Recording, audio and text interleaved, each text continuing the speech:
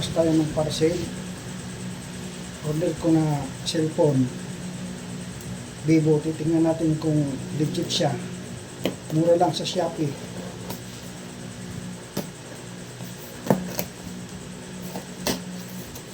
Sana legit. Plastic na. Ito, scam.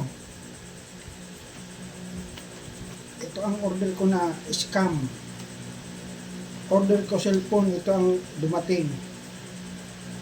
Oh, naniniwala na kayo. Ang hirap ng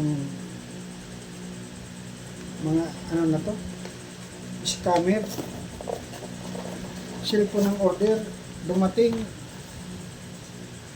Ito pangyayari.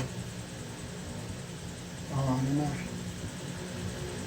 Kaya huwag maniniwala sa mga mumurahin. Sinubukan ko lang to, sobrang mahal. Mura tapos nakalagay. Hindi nga aabutin to ng ano. Dito aabutin ng 500. Inabot to ng 427, oh. Ito lang. Wala siyang laman. Kaya nga kaluda na ako eh. Sabi ko na. Ito ang mga scammer. Cellphone ng order ko, Vivo, ito ang dumating. Nakalagay original. Oh. Kaya, huwag kayong maniniwala sa mga umurahin. O, ito lang. Headphone. Headphone isa sa halagang ito. Anong gagamit? Saan ko gagamitin to? Wala stick na to. Wala talaga. Ito ang mga scammer.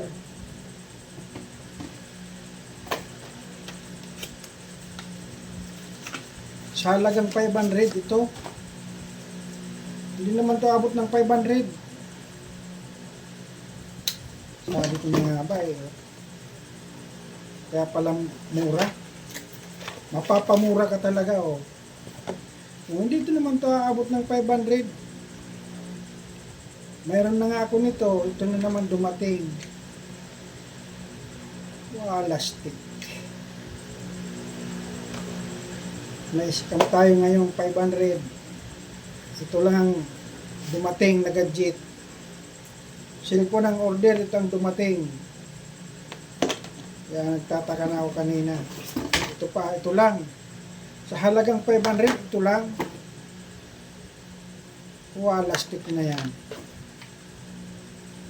Ang order ko, cellphone Vivo Y26. O itang dumating. Pangyayari.